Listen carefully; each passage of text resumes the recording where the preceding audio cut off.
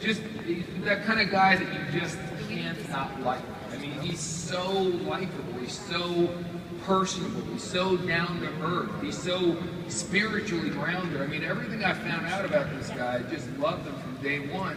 And they were showing up, him and his couple of buddies. They would be at every event. And this was back when we did a training like this. Not like this, but we did one training a month. Instead of doing regionals in all the different markets, we had one training a month, and if you wanted to see it, you needed to come to it. So we would do some of them in Los Angeles, and some in Dallas, and some in New York, and some in Florida, and some in Minneapolis. And the place I think we rarely, if ever, did a training was Denver, where he's from. But I'll be darned. Love you, Denver. But it didn't matter. See, there's some people who wait for the training to come to them, not this guy. Every single month, him and his buddies would pile into a car most of the time and drive because they couldn't afford to fly. And they would put a whole bunch of people in a room. I'm pretty sure they were violating the hotel standards for how many people were supposed to be in the room.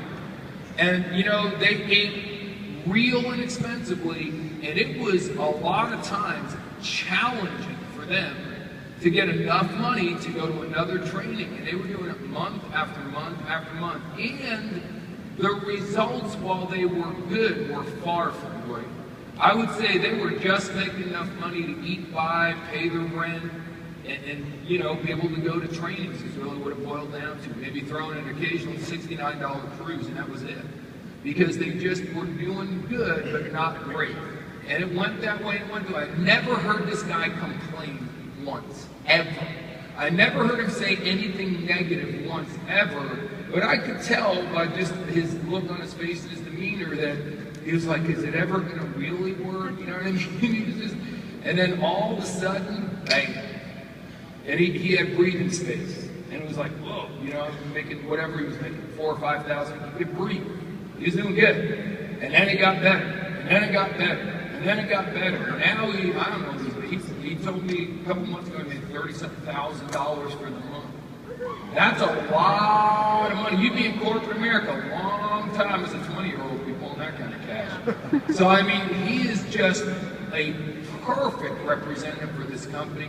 I can tell you he is a very excellent network marketer. I can tell you he's a phenomenal speaker. But I can tell you he is a great person.